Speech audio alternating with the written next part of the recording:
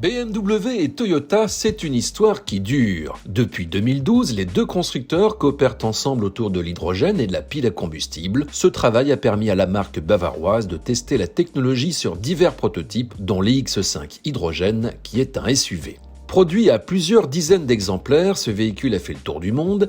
Il est considéré comme un démonstrateur, mais c'est pourtant un modèle déjà très abouti pour un prototype. Il ne manque plus grand-chose pour passer à l'étape d'après, qui est justement la production en série. Et cet objectif est fixé pour 2028. Pour cela, BMW et Toyota vont développer ensemble une nouvelle génération de piles à combustible, une pile plus compacte, plus performante, mais surtout moins chère. L'objectif est de pouvoir l'intégrer au sein de la gamme BMW en complément de l'électrique à batterie, de l'hybride et du moteur à combustion sur des modèles existants. On imagine une version à hydrogène du X5, mais il pourrait y avoir d'autres modèles à terme. Chez Toyota, la nouvelle pile pourrait bien sûr se destiner à la prochaine Mirai. À ce jour, le constructeur japonais a déjà sorti 2 générations. Son ambition est bien sûr de proposer une version encore plus efficiente. Et ce n'est pas tout, on sait que la marque japonaise s'intéresse aux véhicules plus lourds comme ce pick-up sur la base du Hilux. La chaîne de propulsion hydrogène a sa place sur ce type de véhicule où la batterie ne serait sans doute pas assez performante.